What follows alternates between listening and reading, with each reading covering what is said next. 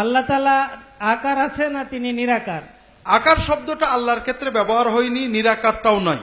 সূরাত, আকার বলতে সূরাত বা জিসম, এটা কোরআন হাদিসে আল্লাহর ক্ষেত্রে ব্যবহার হয়নি। নিরাকার তো নয়, আল্লাহ তাআলার হাত আছে, চোখ আছে, এগুলো কোরআনে আছে, কিন্তু এটার প্রকৃতি কি আমরা জানি না। আমরা বিশ্বাস করি আল্লাহ যতটুকু বলেছেন। তবে আকার আর নিরাকার এই দুটো শব্দ কোনোটাই আমাদের ব্যবহার করা আল্লাহ আল্লাহর মতো। জি, নিরাকার তো মাখলুক, পানি কি বলে বাতাস নিরাকার, কিন্তু আল্লাহ তো বাতাসের মতো না। জি, আল্লাহ তাআলা কি সব স্থানেই বিদ্যমান নাকি নির্দিষ্ট একটি স্থানে বিদ্যমান? আল্লাহ তাআলা সর্বস্থানে বিদ্যমান, এটা কোরআন হাদিসে কোথাও নেই।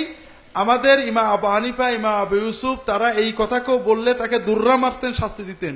কারণ এই কথা হলো সর্বজীবে ঈশ্বর, হরির উপরে হরি, হরি বসে রয়, হরিকে দেখিয়া হরি। এই কথা যে ওই সাপ হরি, ব্যাঙ হরি, পদ্মপাতা হরি, পানিও হরি, এই কথারই একটা প্রকাশ হলো সর্বত্র বিরাজমান। তার মানে মাছির মাথার ভিতরে, বাথরুম নিচে, সমুদ্রের নিচে, মাছের ভিতরে না।